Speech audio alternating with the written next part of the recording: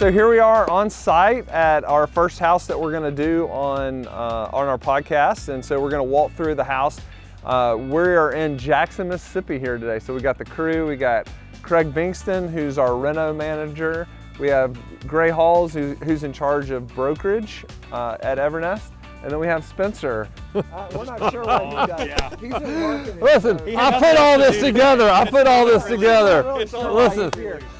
So really pumped to kind of like walk through the house with you guys. We're gonna let Craig kind of roll through and show us kind of what he's looking for in a house, and we're gonna learn some things right along with the rest of us. So first thing driving up when you come over here is just talking about the neighborhood. This is a really good area. This is an A-class area, which is one of the reasons we liked this property. Good residential neighborhood. There's a lot of pride of ownership. Homes are well kept around here, and have seen some kind of newly renovated houses. So really good first thing. You can just kind of feel it when you drive through.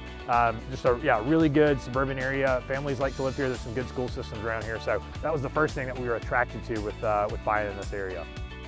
Now, Craig, one of the things as we drive out, like as we rode up, that I noticed is, you know, Jackson has a lot of pine trees, right? So talk a little bit about, you know, houses and how pine trees affect. Well, the pine tree here is, as long as it's away from the house, you're going to be pretty safe. The pine needles are very damaging to the house because we do have to maintain them. We do have to clean the gutters quite often and cut the branches back from the house. One of these branches falling on the roof is going to put a hole in the roof. It's going to damage it. These are big, heavy branches, so you want to make sure that the trees are away from the house. And my first impression coming up here was this house was prepared properly. I mean, it really was. The trees are away from the house. They're not on top of it. I don't see any of them that have any root or foundation issues or close enough to the foundation to cause issues with the house. So very nice house. The house is on a great grade. You've got water going away from the house. There is a slope from the front to the back. We're in the south, we get a lot of water. That's the most important thing, is keep water away from the houses here. We got water coming today, and then it's a pretty big lot. We're kind of on a corner lot here. So talk about that from perspective of a rental. It's visible. It's a safe house. People will, you know, it's a safe neighborhood, number one, but you know, being on a corner, you have a lot of visibility. There's not a lot of hidden trees, not a lot of places to hide on this property. So it really is attractive to a family of 4 or 5 people. What I've always thought, though, from a rental perspective is residents don't necessarily want to take care of a huge yard, right? So that, if I were looking at this, I mean, that would just be one thing I would think about is, wow, is this a big yard that somebody's going to want to take care of? It certainly could turn some people off, right? Like, hey, every Saturday I don't want to spend out here in the summer cutting this big yard. But, you know, this house, there's a lot of owners here. So you're probably going to get a resident that probably expects that. So this probably is going to be more like a resident that may own a home typically. Maybe somebody's in town for work for some period of time and they've just decided to rent. They may hire a yard crew that comes and does it every other week. They may even do that, yeah, no doubt. And I think if it's par for the course. You can look around here. This is probably the standard lot size. Where you get into trouble is every lot is really small, and then you have a half acre or a couple acres. That's when it becomes more not par for the course. I think people kind of expect that in this area, just having these bigger flat lots that you gotta upkeep. So one thing that I'd love to do now is I'd love to walk the house on the outside with Craig. One of the things he likes to do, I know, is walk it in a clockwise fashion. So why don't we walk up and just kind of listen to Craig as he's talking and get some feedback on the house from the outside. Excellent. Coming up from the driveway, and we're coming up the driveway, we don't see a lot of shifting in the concrete, which is a really nice sign out here that we don't have any shifting ground. These sidewalks were poured a long time ago, and they're still in really good condition. Really nice thing. One of the initial things that I do see on the house is there are not gutters on the front of the house, so I would definitely budget to put the gutters in, have them go across the house, keep the water away from the house, like I talked about drainage. It has a natural drainage through the yard coming up here. No big red flags, no cracks in the foundation right there, no windows that are cracked. Windows will crack not because they throw a rock at them, but because the house is shifted. So, you know, they could throw rocks at them too, but you really want to look at that. The yard is big. We'll just have to make sure we do a good cleaning of it, make the house look as easy to maintain when it goes on the market. Yeah. Trim all the bushes back, put the pine straw in the front and mow the lawn or keep it up. And So Craig, you mentioned gutters. Did we budget for gutters in our? We did. we did. In our reno? Okay. Yeah, we did. That was one of the things we looked at. Why is that important? Like what, just talk about keeping water away, or what do gutters do? Because it can seem like a small thing or something that people want to pay for. It is a real, it is a real issue to have gutters on a house. You want to direct the water away from the house, especially this house not being a traditional foundation. This is a slab foundation. We don't want water pooling here and getting underneath the house, creating an issue with the clay that's in the ground here. We want to move it away from the house. We did have an opportunity to walk in the house and we don't see any shifting in the ground, which is a fantastic sign right there. One of the things that when we first started the business, Brian and I went around and we had literally 6 houses that had water issues in the basement or in the crawl space. And 3 of those houses were solved through gutters. Like it was raining one day and we literally hit all 6 houses and we just watched the water come off, and a lot of that water was just getting back in and gutters solved it. So gutters are incredibly important. And it's a good point. Now we've already bought this house, but walking it if possible when there's water and rain, because you can see, hey, where does the water drain? You can see, are there roof leaks? And so it just gives another opportunity. So I'm excited to be here kind of while we get the rain, and it just helps to bring up the other things, because on a nice sunny day, you might not think about gutters or think about any of the other water issues. And so if possible, I kind of like walking houses in the rain. It just gives you a different perspective. Yeah, houses, you want to show them to a possible resident in the sun and then walk them in the rain. We wanted to buy them when it was raining because our offers were always lower. That's right. They looked worse. So we right. never wanted to give full price. Yep. One of the other big things, this is a big house, got a big footprint, and so the roof is just always a concern. So what do you kind of see when you're just walking the house? What did you see on this roof? The roof is clean, so there's no pine needles in the valley. The pine needles in the valley are going to keep water from running smoothly off the roof and puddle there. Water's going to find a way in the house. It always will. The roof is close to being replaced. I would say within 5 years you're going to replace this roof on this house. It's a big roof. Why do you say that? Like how would somebody kind of know that? Well, you're going to look at it and you're going to not see. I don't see a lot of granulation on top of the shingles initially, and I do see some of the corners that are turned up, but none turned up so much to where it really raises a true red flag. It's just something we want to be aware of. If we had money in the budget, I would push for a new roof, just because if the rental side of this doesn't work out, we could flip this house pretty easy too, and that roof would be the first thing that they would address. The other thing I think is pretty important to notice, when it's raining out, you can actually almost see the moisture being held in the shingle. Yes. And if you look at this, it has kind of a sheen to it. Yep. And so that kind of tells you that this is on Yep. at the end of its life. But just know that you need to start setting aside money for these bigger expenses, HVAC, roof, big ticket item. 100%. All right, speaking of HVAC, let's walk over here and take a look at it. It looks pretty darn new. It does look new. This is a big unit right here. This is a. Well, how many ton is this? I would guess this is a 5-ton system right here. It's about as big as you can get. And how many square feet is the house? It's about 2,300. About 2,300. So yeah, I would say 4.5 ton at the minimum, maybe a 5-ton. It's a big system here. The good thing is this is new, doesn't need to be addressed. It's already been addressed by the prior owner. You can take a look at the serial number. They've gotten better at the serial numbers to tell how old these are. This one, they've actually started putting the manufacture dates on them. It used to be like a code. It used to be a code, but and you got to get out the Google machine. You got to look up the serial number, find out the manufacturer. This is from manufactured November of 2021. This will be a good system as long as we own the house. Yeah, that's another reason. So when you're walking houses, we're talking a lot of big ticket stuff on the outside, and HVAC, you can see this is a split system. And so there's an interior unit as well. That one's new as well, but always look at the serial number, because you can kind of factor, hey, how old is this? Is this 20 years old? We love this because it was new. And so there's, it just cut down the need for CapEx. So you can kind of stretch that between now and whenever you need to replace this. And so as weird as this is, just pointing it out, this is the gas meter right here that shows that this unit is probably a gas unit. And it's not locked, which is a good thing. So we were able to test that. And then this is the power meter right here. This cluster of utilities never happens in a house. You never have them all in the same place. So this is quite nice. We got lucky here. So Things that I would notice about the house over here on this side is looks like we had an exterior phone system at one point. That'll be removed from the house.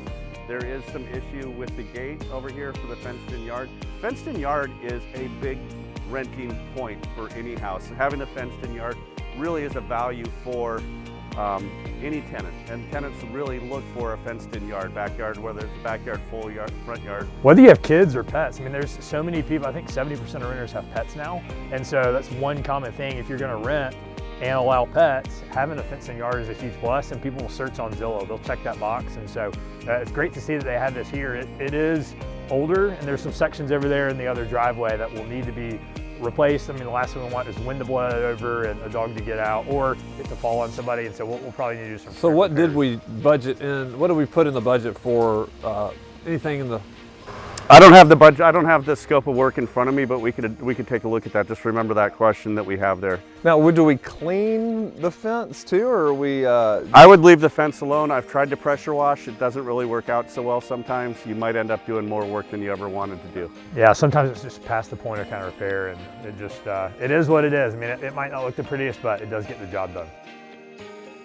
So you see here we have a swimming pool. We bought the. Typically you don't want a rental house with a swimming pool. So Craig, talk about our puddle here. Well, it's clear what's happening here. It's the yard is sloped to the house over here. We are getting water here. It is puddling here. This will have to be addressed. This will become a problem for the tenant, not necessarily the house though. It's far enough away from the house that we'll get some drainage, but it's also a very simple fix. We dig a hole that way, we put some corrugated pipe in there that has some holes in it, we create a French drain, we get the water away from the house there. And so you just run it out to a spot where it'll just continue on out? Also, French drain needs is a 1-inch drop for every 10 feet that you move it, and that'll move water out of the house pretty clearly. You line it with some gravel or aggregate, put dirt over the top of it, it'll just suck that water right out of there. Coming to the back, you can see that the house, you see the obvious problems with the roof a little bit more back here, that there is an indication that this is going to have to be replaced in the 5-year. You see some curling on the shingles there. The homeowner had been up there to make the penetrations look a little bit better. They rattle canned or spray painted all the roof penetrations. I think for now what we're going to do is we're going to get up there, we're going to nail down some of the shingles, maybe replace 1 or 2 if we have to, and reseal all those roof penetrations, because that needs to be done. That's going to save us until we put the new roof on. And so one of the things you're saying about the roof, which I think is important, is like the pitch of the roof's very important in terms of like how many shingles are needed. This is going to need more shingles, but the roof is a little bit flatter, which means it's a lot easier for people from a labor standpoint. From a labor standpoint, this house, they're going to get the roof done in 2 days on this one. They're going to come up here, they're going to peel it off in 1 day, and then they'll have a crew up here the next day. There's nothing difficult about this roof. And then when you're budgeting a roof, how do they look at the cost of a roof? The cost of the roof is done by a square. 1 square is 100 square feet. So a 10 by 10 area is what you budget it as. You will measure every single surface up here, do some math, add 1 square per valley. So we have a valley here, we had a valley up front, so you add another square, and then another 10% waste on this house. Some houses that have a lot of hips and valleys and roofs, you'd add another 20 to 25% just because of the extra shingles that you have to use and cut. But this is going to be a real straightforward job. It's a big job. This one's, I would say probably 48 squares is what I would, offhand is what I would guess. Yeah. And at $200 a square, that's expensive. Whew. One last thing I want to show is it does have some outdoor storage, which is really important for residents that obviously they're going to have stuff that maybe it's kid stuff, lawnmowers, things that they're going to store away from the house. So, you know, it's not like we would go out and buy something like that, but it's definitely a benefit when you show up and see something like that where there is storage. And it's in good shape. I see a lot of these that are kind of, you know, they weren't constructed. Yeah, just, and it becomes more of a safety hazard. This one's in really good shape, so I think that'll be nice for the tenant, and we got this big yard we talked about, so I think they'll have some stuff to store there, and find that valuable. And one thing I would say is some owners will ask us, they'll say, well, I've got this storage shed in the back. Can I keep that locked up and keep my stuff in there? And we're like, you cannot do that. Like, a resident who's renting this wants the use of that. You can't just store your personal stuff in And I would always tell an investor that you want storage. The more storage that they have, the longer they're going to stay. And it's 100%. They're going to pile stuff in there and not want to move it. They can't move. They can't move, and it is a real value add right there. It's not something that you could add dollars to, but you will add dollars because the tenant will stay longer. Yeah, that's right. Holy cow, look at this. It's like an extra room. So this is a great CrossFit gym if you wanted to put your gym in here. So this is what we call an ADU, an accessory dwelling unit. We're going to finish this out into a 1-bedroom. Oh yeah, we're gonna rent this thing. Oh, this is nice in here. This is the best shed I've ever seen in years of doing this and seeing 3,000 houses. I've never seen one that's cleaned out, and I've never seen one that is this nicely built. Well, we can promote this too. You know, the fact that there's power running out to this thing. Yep, and the power has been run properly. Okay. Well, dude, I want this at my house. Jeez. Yeah, that's nice. This is good. All right. Nice place. One of the things just wanted to hit on is the siding in this house. It's got a mix of hardy board and there's some brick veneer on the other side and some stone, but overall in really good shape. Siding can be pretty expensive to fix. And you'll see that this probably could use some touch-up paint. We do have that in the budget. Not a huge deal, but always want to make the house kind of really presentable. And so the good thing is looking at the bottom of this, it's, you know, there's might be some portions that are damaged a little bit. Overall, you can tell that the water stays away from the house. It's in really good condition, and not something we have to do a ton of work to. So maybe a couple of repair spots and just some touch-up paint. Cabin back, huge, that's good. All right. Much warmer in here. Oh, it feels so good in here. First thing you see is brand new flooring in here. That was one of the reasons we liked the house. The seller was replacing that. So that's kind of the first thing I noticed. And so we're in the living room here. I mean, it's a big, footprint. So this is a really good size kind of living room, potentially, living room area. And then we got the dining room back there. First thing I noticed was how filthy the fan is. I was completely grossed out. 2 rules when inspecting a house: never open a refrigerator and don't turn the fan on. There we go. There's a pro tips right there. But overall in really good condition. I mean, I think the paint's in fairly good condition here. And I think having this updated floor in here really makes it look nice. Do have a fireplace. Some investors will kind of board that up or just make it not usable. Some insurance carriers don't, want a tenant to have that. Yeah, I think over here you're probably going to leave it because of who the resident's going to be. They're going to want something like that. One of the things I do like is you've got the living space, you've got the kitchen right there. You've even got kind of like a wet bar type area, which is pretty exciting. All things I think tenants would like, and so I think when you're buying these houses, put your mind to the tenants. How would they function in this house? And it's got a pretty good layout. You've got kind of an open area with the kitchen right there, so people can be in the kitchen and also kind of be entertaining here. I think a tenant's really going to enjoy this space. Let's take a look at the kitchen. Yeah, let's do it.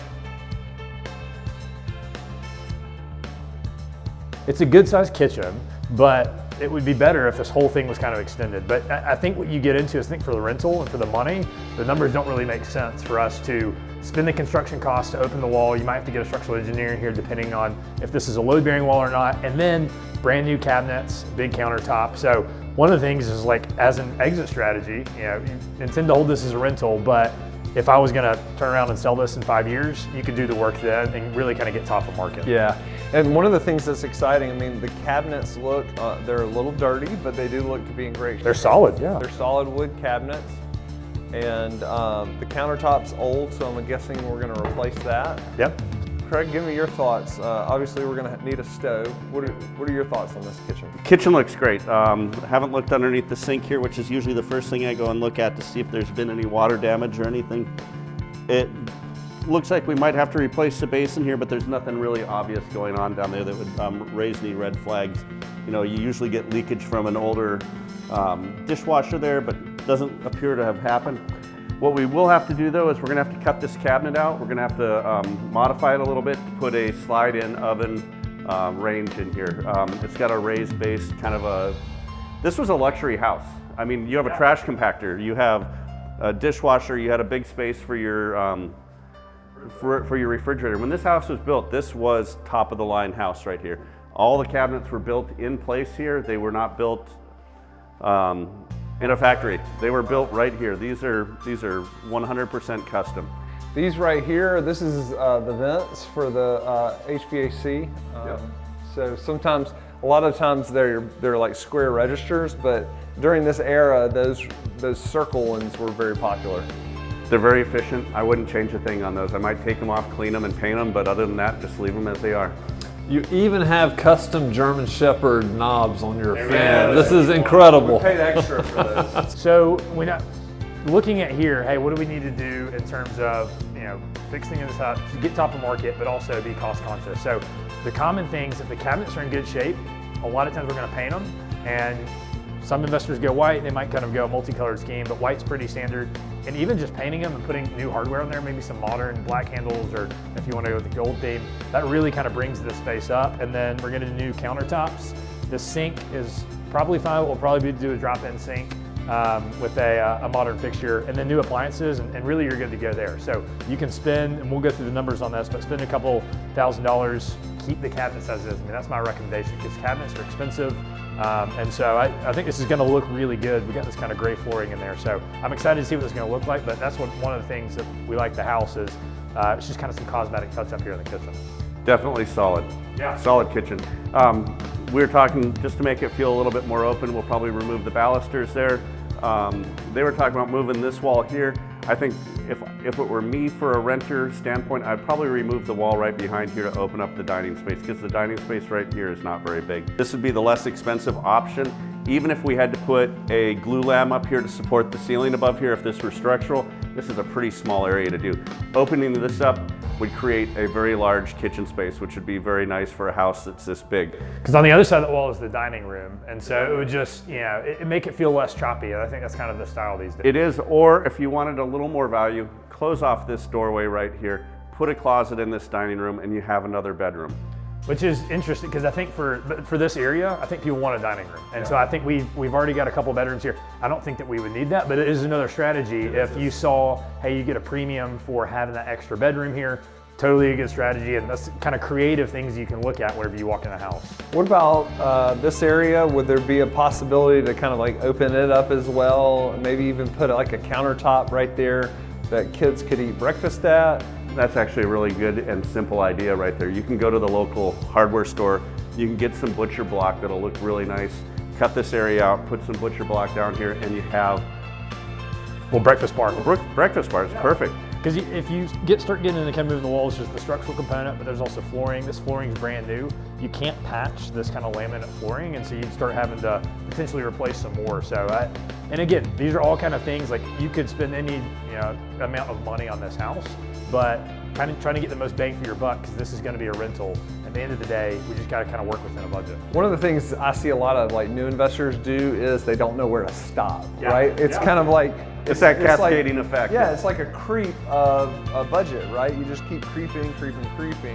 And so that's another reason it's really important to hire somebody that knows what they're doing, because they do know when to stop, right? They're a little more objective. And one of the things I always thought was I was a better investor when I didn't come to the house, because then I could make more objective decisions versus coming to the house and be like, oh, this would be great here and this would be great here. And if I lived here, I'd want this. And that's the thing you got to forget. You're not living here. You're investing here. And it's a blend though, because hey, somebody is going to be living here and you want it to be as attractive as possible. But I think that's why investing's hard, and the renovation piece especially is hard, because I found myself doing that. You get an extra $5,000 or $10,000 in the budget, and all of a sudden the numbers don't work. Right, and then and you got to take the emotion out of it. You got to look at this as a business transaction. So let's look on the other side here at the bar. So walking into this room right here, you can see that it was a bar. This house was meant for entertaining, so they set it up as a bar.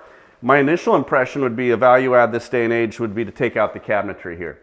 Turn this into a little bit of a study area or an office for people that are working at home. Perfect area for it. You really could do it. And then I opened up the cabinet right here. This is where the hot water heater is. So that really brings out a small problem here, is relocating some piping and all that stuff. So nix that idea right there. And if you take out this cabinet right here, you're going to have a lot of flooring to be replaced. So leave it like it is.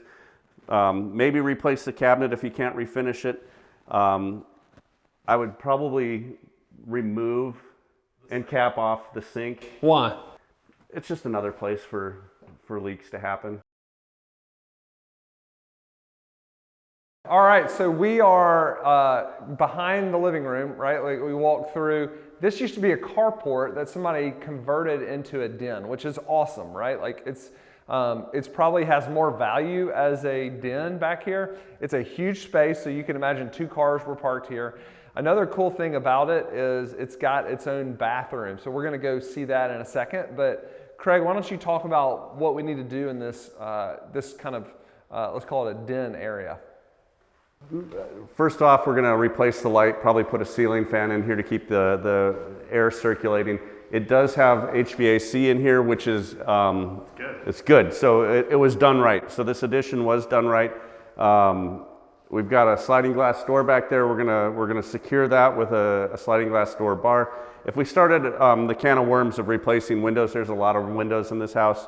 So they all open, close, and lock. That's an important thing. So it just gives a little bit of Yeah, I think the other thing that we'll do is just blinds. I mean, this is in really good shape. The paint's in really good shape. Like Craig mentioned, when you have additions like this, always look. Is there HVAC coming through here? A lot of times there won't be, but this is in really good space. You can imagine this kind of being a second den, maybe a playroom, having a couch in here. And then we'll kind of walk into the bathroom over here. Needs a little bit of TLC. So one of the reasons they put the laundry in here, because originally I assume they put the bathroom in here, not the laundry, is because this was probably originally the original laundry room for the house. Yeah. So there was already plumbing here. So they took the next course of action, they put a toilet in here, a vanity, added some value there. This is gonna have to be repaired. It has collapsed. It is in the budget to do. We're gonna raise that back up, fix it up, put a new toilet and a new vanity in here. You have a nice new room. It's a big space in here too. And yeah, I think your theory with kind of the washer dryer, that's probably why they're collapsed in here. But yeah, new vanity, new toilet, we're gonna repair that, put a new mirror and then swap out some of the outlets. You'll see that these are not GFCI and you gotta have that within 3 feet of a water source. But nice big space over here. Anything on the electrical panel you wanna talk about? The electrical panel is modernized. It isn't the new GFCI arc fault, ground fault, but you might not have to do that. And one of the easiest ways to check is with a simple plug-in ground fault detector here. Putting this into the house, the 2 orange lights right there tell me that this house is grounded properly. I will check other outlets as we go through the house, but this is something I will carry and use on every single one of my inspections. These are like $7 at Home Depot. So I would recommend grabbing these if you're walking house. You can tell if it's grounded, if it's not, and it just kind of indicates if you're doing a first pass on a house, if it needs some more work. So ceiling looks good. Doesn't appear to be any leaks here. They did seal this with some foam. This will be cut out and the panel will be put back on. Hopefully we'll label it as well too, so we can tell you where all the fuses go and all the breakers go. I mean. All right, so we're here in one of the bedrooms. We got this beautiful wood paneling. What are we gonna do in here, Craig? Well, first off, paneling won't accept normal paint. I mean, it'll accept paint, but you really have to prime it first for paint to stick to it. It's a very slick surface. So we will come in here. We'll use a product called Kills. It's a primer. It just kind of sets up for good paint coverage. Because I've seen it done before where if you just put paint on top of this, you might do your walkthrough, it might look fine, but the second you nick something on here, you're gonna start to scrape the paint off and you can just kind of feel in here that it's got some kind of coating on here. But we're gonna just kind of updates and modernizes it. You don't have to go through re-drywalling or putting up like any kind of drywall. That's really expensive. And so, if we were flipping this house, putting it on the retail market, potentially we would do that. But I think for a rental, as long as we get it white, this is gonna look really good with this new floor. Yep, this room's gonna be typical of all the rooms that we do, all the bedrooms that we do in this house. We're gonna replace outlets, we're gonna change doorknobs here. If there's a light fixture in here, we're gonna change the light fixture and ceiling fan, paint the room, and put up 3 blinds. Make sure all the windows open, close, and shut. That's a very, very safe safety of the house. We want a safe, habitable house. There is no smoke detector. Every room will get a smoke detector, and I put those over the door. It's a good size. Yeah, I mean, it's in good shape. That's, again, I keep talking about the reason we like this house is It's just some cosmetic updating. And that's when people say, paint and carpet, it just makes for an easier renovation. So good sized bedroom in here. This is, not one of the older houses. If you start buying in the 20s or something, you get some funky sized bedrooms, but this is a really good sized bedroom. You can get a queen bed in here. And so yeah, it's pretty straightforward renovation. Everybody's going to love all the closet space in this house. It is, every room's got great closets. This is a really nice house. One thing I wanted to hit on real quick was this fan in here. And this kind of applies to all the lighting in the house. A really quick way to kind of modernize the house and make it look new is updating this with a new fan. We like to have fans in bedrooms. It helps to circulate the air. I think people like that. It's just a benefit for them. And if you have any dome lights, so not this one, there's some others in the house, replacing those with maybe a flush mount light. It's a pretty cheap fix, but that's one thing to factor in your budget is having an electrician swap out all of the fans and light fixtures. It really kind of helps to modernize. And in here you can kind of see, I'm about 6'4", I might hit my head on this. So we might find one that kind of sits closer to the ceiling just to give a little bit more height. Don't want anybody banging their head on that. So this is a bathroom off the hallway, and so a couple of these bedrooms are going to use this. It's just kind of outdated and it probably works fine, but what we're going to come in here and do is we're going to do a completely new vanity, new toilet. We're actually going to tile this, and so probably do a subway tile. You can see that this probably works fine. If you were going to keep this as is, you might re-caulk around the tub just to prevent water coming out. But I think once we put a new tile surround in here and some new fixtures in here, this is really going to look like a new bathroom. And so pretty excited about this. We'll probably refinish this, put some new hardware on here, and then put a new light. And this is really going to make it, just kind of update it and make it look really, really nice. So we're standing in the master bedroom here. Really big size room here. I think people are really going to like this. You can see this with modern houses. They thought through this more opposed to some of the older houses. So really you can fit a king size bed in here. Huge area. There's also the connected bathroom right here. So right behind Matthew. It's got room for a double vanity. I don't think we're going to end up doing that, but we are going to replace the vanity countertop, and we're going to replace all the fixtures. And then there's another full bath in there. So we've got the shower and a toilet. So we're going to kind of similar to the hall bath. We're going to do a complete refresh with new toilet, some new fixtures on these cabinets right here, and then kind of freshen up the surround with some new fixtures. It also has a walk-in closet, which a lot of people like having space to put your stuff is really important. The vanity, even though it doesn't have a double sink, it does have a place where somebody could sit and put on makeup or do whatever. So this is like a really nice space. Having their own private bathroom is really important, especially in an area like this. Are we doing anything to the ceiling? I see popcorn ceiling. Are we scraping it or are we just leaving it? We're probably going to leave it. Yeah, it is an option to scrape it. You can kind of see around some of these vents, it's starting to flake off, but I think for the cost, I don't think we're going to do it. If we were going to retail the house, I probably would go ahead and scrape it. Well, when's popcorn coming back? Can we just wait? That's the thing, yeah. We're predicting that trend to come back, and so we're kind of... If in the next 5 years popcorn comes back, boom, we're good. Yeah, super excited to get this renovation kicked off. We're going to be coming back with a part 2 where we're going to show maybe midway through the renovation, and then we'll do another video showing what the finished product looks like. I think that'll just be really helpful to understand, hey, this is the scope, this is what they bought the house at, and then this is what it turned out to. So we're excited to bring you along on this project and kind of show you all the nitty-gritty of what it looks like to buy and renovate a house. Yeah, and we want you to go ahead and subscribe to our YouTube channel, because we're not only going to be buying this house in Jackson, Mississippi, we're going to go to all of our markets. We're going to be buying houses in multiple markets, showing you the full renovation process, renting process, and so we just want you to follow along, and hopefully you'll learn a lot, and we'll help you with your own investing journey.